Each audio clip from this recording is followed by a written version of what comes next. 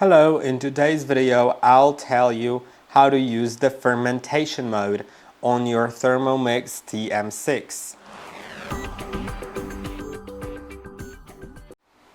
In order to use the fermentation mode, you should slide to the mode page on the right side and then find fermentation.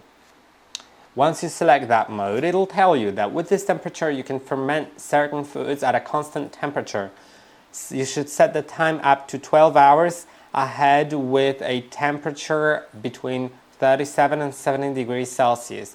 This mode can be used to ferment yogurt or prove a yeast dough in the Varoma dish in an ambient environment created by heating the water in the mixing bowl. For yogurt, you could just add milk and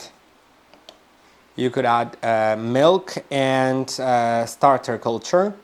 And if you wanted to prove a yeast dough, you would need to use the Varoma dish and add water to the mixing bowl. And put the dough in the Varoma dish in order to prove it that way.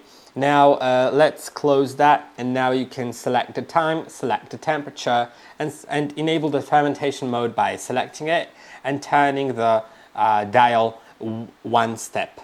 Now I hope that this video was helpful. Don't forget to like and subscribe, and I'll see you in the next one.